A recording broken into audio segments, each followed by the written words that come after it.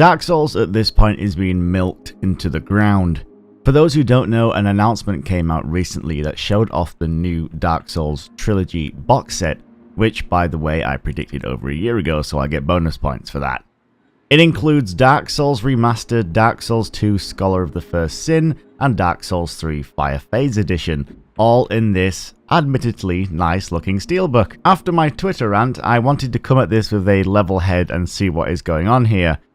And my first point being, Bandai Namco, what is going on with the region-specific releases? After the announcement of the Trilogy box set, they had to make another announcement a day later saying, "Oh, sorry EU folk, this isn't for you," which seems like such an unprofessional move in my opinion. It's like they can't keep track of what's being shipped where. Another example being the Sunlight Medal, which yes I did get, and that being a EU item only. Forget about parcel forwarding, this is not the consumer's responsibility. Region limiting items is just a bad thing to do for your public image, because not only will most people have to pay for import tax, it adds onto the stupidly expensive price point for the collector's item.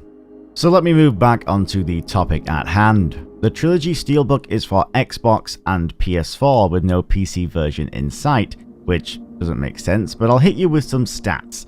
According to VGCharts.com, there was around 250,000 retail sales of Dark Souls Remastered in the first week. Roughly 10% of the Dark Souls Remastered sales happened on the Xbox One, and roughly 90% occurred on the PS4. PC sales tend to be a bit trickier to track because, and correct me if I'm wrong, Steam doesn't release that number, but that's not what a retail statistic shows anyway.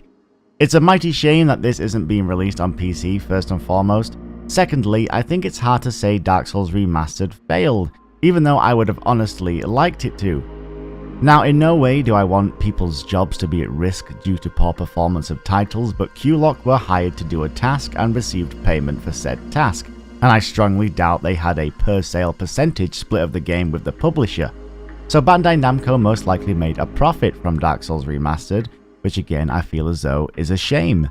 To briefly summarize my thoughts on DSR, it's a lazy port that had features that were implemented by the community years prior.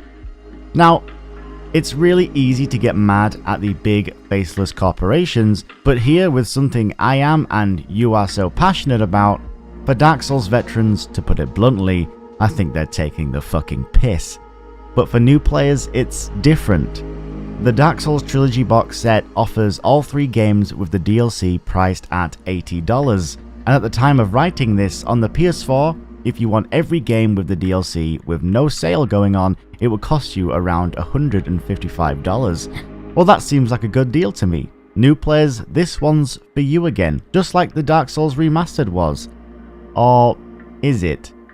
Well, there's no real way to tell if Dark Souls Remastered was played or picked up by someone new to the franchise, but we can have a look at stats very easily on PC. The all-time peak of players for Dark Souls Remastered on PC was 24,505 3 months ago. If we look at it now, it's not looking too hot. In fact, in 3 months' time, Dark Souls Remastered on the PC has lost 90.74% of its players. I'm not really sure why it's that high.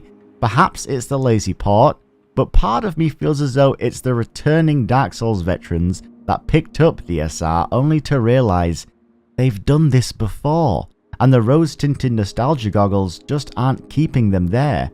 So with that said, it's the newfound people that joined the bandwagon at DSR, they're the ones that are still playing. Now obviously this is all hyperbole and I don't have any real evidence to back that up. So with that said, saying that this trilogy is for newcomers, well, I just don't think that's the case. In my opinion, this trilogy box set is for die-hard collectors that just want the steelbook. But that's an $80 steelbook. $80 for putting 3 discs in. Something for me just feels icky about this whole ordeal. And I'm not against the idea of a Dark Souls Trilogy box set at all. The Eastern version of the trilogy only available in Japan, because like we said, region-specific goods are fantastic, and yes, I know you can import it, and I was going to do so, but I kind of changed my mind. But anyway, the trilogy in Japan is expensive, yes, but it has a bunch of cool looking collector's items that are all well and good. It's a unique collector's item that has a price point that reflects that. Whereas the one that's being released in the US is just the games, and in my opinion doesn't warrant the asking price. For me personally, for you, it might be different. I've bought Dark Souls 1 Prepare to Die, Dark Souls 1 on the PS3, Dark Souls 2, Dark Souls 2 Scholar of the First Sin twice on PS4 and PC, Dark Souls 3 on the PS4 and PC, Dark Souls Remastered 3 times, one being the Japanese version and then on the PS4 and PC, and I'm sorry, but I have to vote with my wallet this time. I'm not going to spend $80 on these games anymore, even if the steelbook looks nice. In my opinion, because Bandai Namco's contract is over with From Software, they're just trying to squeeze every ounce out of Dark Souls, and honestly, I feel as though Bandai never really handled the whole marketing of Dark Souls very well. Or, well, they did evidently as each game sold more and more, disregarding the remastered, but what comes to your mind when you think of Dark Souls? Take a minute. The difficulty? The world? The lore? Well, according to Bandai Namco in the UK, it's spicy chicken wings, which I feel just completely breaks the integrity of the game. Like, what were they thinking? Well, it worked apparently, and with someone with marketing experience, I've no fucking idea how that even happened. But moving back onto the topic, it feels as aforementioned they just want to grab every single penny out of this game before it finally fades away. Now, to be specific, the whole releasing the games on the Switch, for example, that's completely understandable and I welcome it. It's even rumoured that they're bringing Dark Souls 2 to the Switch next year. But that feels different than this whole Trilogy box set, and that's where the core issue lies here for me. For the small percentage of players that don't already own the games and maybe are interested, yes, that's fine, but as someone who has followed Dark Souls for as long as I have, it feels insulting, and perhaps that's an entitled mindset. My thought process here is, for Dark Souls veterans and speaking to Bandai Namco specifically, what do you have for us now? And I can answer that for you. You have nothing for us anymore. You've done your job. Now let the Dark Souls franchise die with dignity and keep its integrity and let us move on. Now, in no way am I saying they're forcing you to buy it, but part of me just wants them to be content with what Dark Souls has already given us.